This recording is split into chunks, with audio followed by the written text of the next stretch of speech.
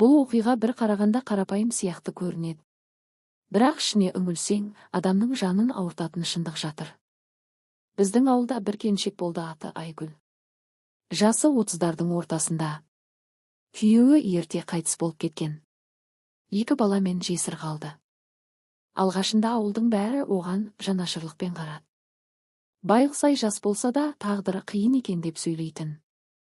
Айгүлде бастапқыда ешкімге артық сөз айтпай, өзімен өзі жүретін. Таңертең балалар мектепке жібереді, өзі жұмысқа барады, кешке үйіне келеді. Бар ойы балалары. Бірақ уақыт өте келе адамдардың көзқарасы өзгере бастады. Әсіресе еркектердің. Бір күні кешке қарай Айгүл жұмыстан шаршап үйіне келе жатқан. Қолында ауыр сөмке, басы төмен, ойы балаларында. Сол кезде артынан бір көлік тоқтады. Айгүл, отыр, жеткізіп тастайын деді жүргізуші. Бұл ауылдағы таныс еркектердің бірі еді. Үйлі баранды адам. Айгүл бірден бас тартты. Рахмет, өзім-ақ барамын.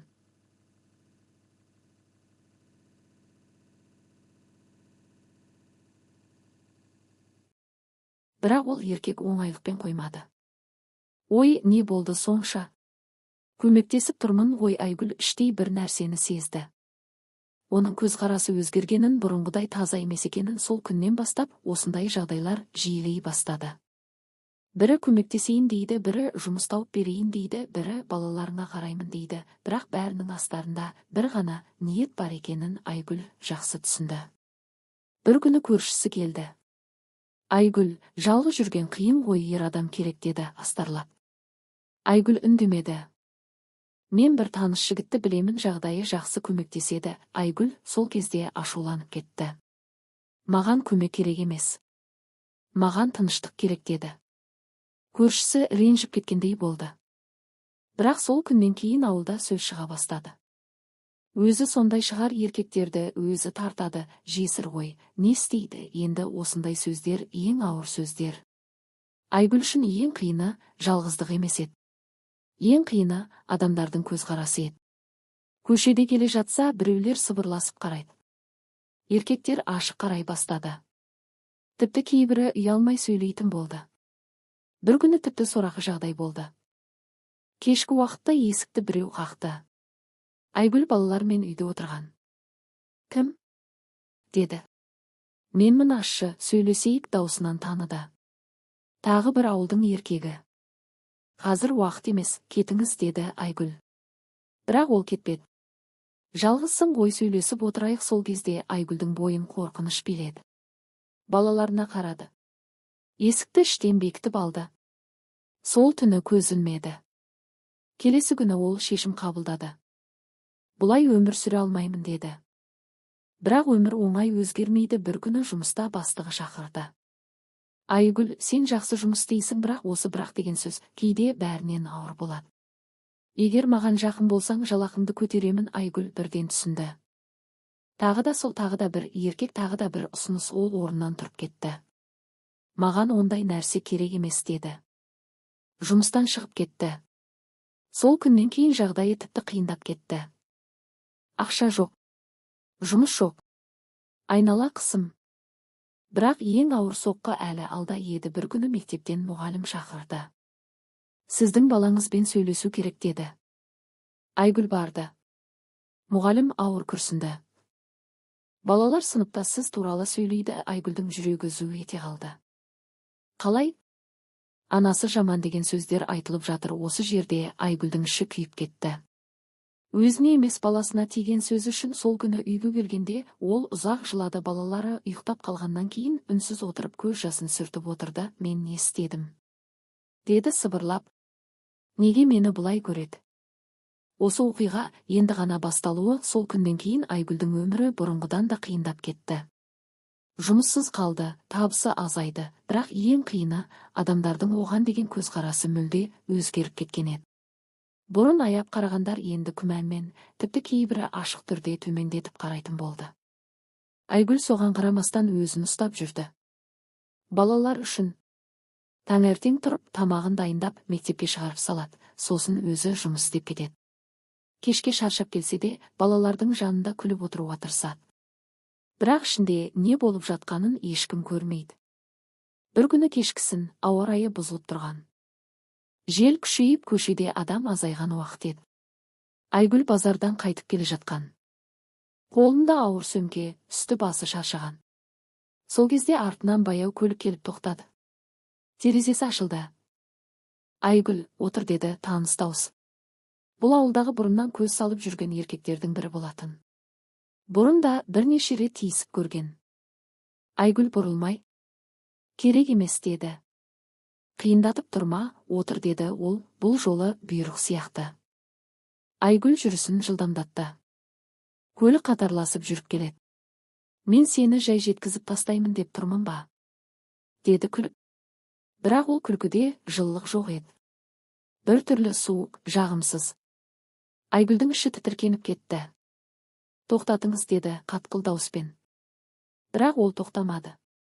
Бір сәтте көлік оның алдынан кесе көлденең тоқтады. Есігі ашылды. Отыр, дедім ғой, деді даусы өзгеріп. Осы жерде Айгүл шын қауіп бар екенін түсінді. Жүрегі қатты соғып кетті. Маған тимеңіз, деді артқа шегініп. Еркек көліктен түсті. Қасына жақындай бастады. Неге сонша керілесің? Жалғыз жүрсің ғой бәрібір, деді төмен қарап. Бұл сөз оның адам ретінде емес, әлсіз біреу ретінде көріп тұрғанын анық көрсетті. Айгүлдің бойын қорқыныш пен ашу қатар биледі. Жақындамаңыз, деп айқайлады. Даусы дірілдеп шықты, бірақ ол тоқтамады. Сол сәтте айнала тым-тыныш еді. Көшеде адам жоқ. Жел ғана ұлып тұр. Еркек тағы бір қадам жасады. Айгүл артына қарай шегінді. Қолындағы сөмкені қатты қысып ұстап тұр. Сол сәтте оның ойына бір ғана нәрсе келді. Қазір тоқтатпасам кеш болады. Ол бар күшін жинап, көмек, деп айқайлап жіберді. Даусы түнгі тыныштықты жарып өтті. Еркек бір сәтке тоқтап қалды. Айқайлама, деді ашуланып. Бірақ Айгүл тоқтамады. Тағы айқайлады. Қаттырақ, үздіксіз. Сол кезде алыстан бір үйдің жарығы жанды. Біреулер қозғалғандай болды. Еркек ашуланып тісін қайрады да. Көрерміз әлі, деп көлігіне мініп кетіп қалды. Айгүл сол жерде біраз тұрып қалды. Аяғы дірілдеп тұр. Демі жетпейді. Қолдары қалтырап кеткен. Сол сәтте ғана өзін ұстап тұрғанын түсінді. Бірнеше секунд кешіккенде не боларын өзі де ойлағысы келмеді. Үйге жеткенде балалар ұйықтап қалыпты. Ол есікті іштен жауып, сүйеніп тұрып қалды. Көзінен жас тоқтамай ағып жатыр. Бірақ бұл жолы әлсіздіктен емес. Ішіндегі жиналған қорқыныш, ашу, қорлану бәрі бірге шықты. Сол түні Айгүл бір шешімге келді. Мен бұлай өмір сүрмеймін, деді өзіне. Мен қорықпаймын. Мен үнсіз қалмаймын. Келесі күні ол ауыл әкімдігіне барды. Болған жағдайды айтты. Бұрын үндемей келгендерін де айтты. Кімдердің тиісіп жүргенін де жасырмады. Алғашында ешкім сенбегендей болды. Бірақ ол тоқтамады. Егер бүгін мен үндемесем, ертең басқа бір әйелдің басына келеді, деді. Осы сөзден кейін ғана адамдар ойлана бастады. Бұл жағдай ауылға жайылды. Кеше ғана өсек айтқандар енді үндемей қалды. Кейбірі тіпті келіп, біз білмеді, кешір дей бастады. Айгүлдің өмірі бір күнде өзгеріп кеткен жоқ. Бірақ бір нәрсе өзгерді. Ол енді қорықпайтын болды. Бұл оқиғаның ең маңызды жері зорлықтың өзі емес, ең қауіптісі адамдардың үнсіз қалуы. Айгүл әкімдікке барып, болған жағдайды айтып шыққаннан кейін, бір күнде бәрі өзгеріп кеткен жоқ. Керісінше алғашқы күндері оған күмәнмен қарағандар да болды. Кейбіреулер іштей неге енді ғана айтты, деп те ойлады. Бірақ Айгүл бұл жолы тоқтамауға бел буды. Ол сол күні учаскелік полицияға барды. Барлық болған жағдайды рет-ретімен ештеңені жасырмай айтып берді. Бұрынғы мазалаған сәттерді де, соңғы түндегі қорқынышты жағдайды да толық түсіндірді. Алғашында полиция қызметкері жай ғана тыңдап отырған. Бірақ Айгүлдің дауысы, көзіндегі қорқыныш пен ашудың араласқан күйі, бәрі оның бұл жай әңгіме емес екенін көрсетіп тұрды. «Сіз арыз жазуға дайынсыз ба?» деді ол. Айгүл бір сәт ойланды. Бұл оңай шешім емес еді. Өйткені ауыл кішкентай. Ертең бәрі біледі. Тағы сөз шығады. Тағы қысым болады. Бірақ ол көзін жұмып ішінен бір нәрсені бекітті. «Иә, жазамын», деді анық дауыспен. Арыз жазылғаннан кейін іс қозғалды. Сол еркекті шақыртты. Басында ол бәрін жоққа шығарды. «Мен тек көмектесейін дедім», деді. Өзі айқайлап кетті, тіпті бір-екі адамды куәгер ретінде көрсеткісі келді. Жақсы адаммын деп дәлелдеуге тырысты. Бірақ бұл жолы бәрі бұрынғыдай емес еді. Айгүл жалғыз емес еді. Сол түні жарық жанған үйдің адамдары табылды. Олар Айгүлдің айқайын естігенін растады. Көлікті де көрген. Бірте-бірте шындық ашыла бастады. Ауыл ішінде де әңгіме өзгерді. Кеше ғана сыртынан сөйлегендер енді ойлана бастады. Кейбір әйелдер келіп, өздерінің де сондай жағдайға тап болғанын айтты. Бірақ олар үндемеген. «Біз қорықтық», деді біреуі.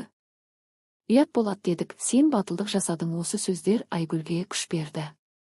Тергеу жүріп жатты. Сол еркек бұрынғыдай сенімді емес еді. Әр шақыртқан сайын жүйкесі жұқарып бара жатты. Бір күні бетпе-бет кездесті. Айгүл де сонда болды. Ол басында көзін тайдырып отырды. Біраз уақыттан кейін ғана сөйлей бастады. «Мен ондай оймен барған жоқ едім», Айгүл бірден тоқтатты. «Жоқ, бардың. Сенің көзің бәрін айтып тұрды сол күні». Ол үндемей қалды. Уақыт өте келе дәлелдер жиналды. Қысым, мазалау, қорқыту белгілері анықталды. Сотқа жетті. Сот күні Айгүлдің жүрегі қатты соғып тұрды. Бірақ бұл жолы қорқыныш емес, жауапкершілік.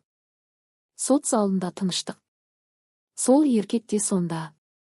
Бірақ енді ол бұрынғыдай емес. Басы төмен, көзі жерге қараған. Судья бәрін тыңдап шықты. Куәгерлер сөйледі. Айгүл де өз сөзін айтты. Ол бұл жолы жыламады. Даусы анық, нық шықты. «Мен үндемей қалалар едім. Көп әйелдер сияқты. Бірақ мен үндемесем, ертең басқа бір әйелдің басына келеді. Сондықтан мен бұл жерге өзім үшін ғана емес, бәрі үшін келдім». Сол сөзден кейін зал іші мүлде тынышталып кетті. Сот шешімі шықты. Сол еркек заң алдында жауапқа тартылды. Оған шектеу қойылды, айыппұл салынды, және ең бастысы, ол енді еркін түрде біреуді мазалай алмайтын жағдайға түсті. Бірақ бұл жерде ең маңыздысы жаза емес еді. Ең маңыздысы үнсіздік бұзылды.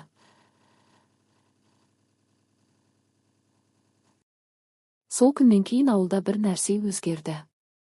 Еркектер бұрынғыдай еркін қарай алмайтын болды. Әйелдер де бір-біріне жақындай түсті. Ал Айгүл ол бұрынғыдан да мықты болып шықты. Бір күні оның баласы келіп, «Мама, сен батырсың», деді. Айгүл алғаш рет ұзақ уақыттан кейін шын жүректен жылады. Бірақ бұл жолы ауырлықтан емес, ішіндегі жиналған күштің шыққан жас еді. Қорытынды. Кейде бір адамның батылдығы ондаған адамның тағдырын өзгертеді. Үндемей қалу — қауіптің жалғасуы. Ал шындықты айту — өзгерістің басы.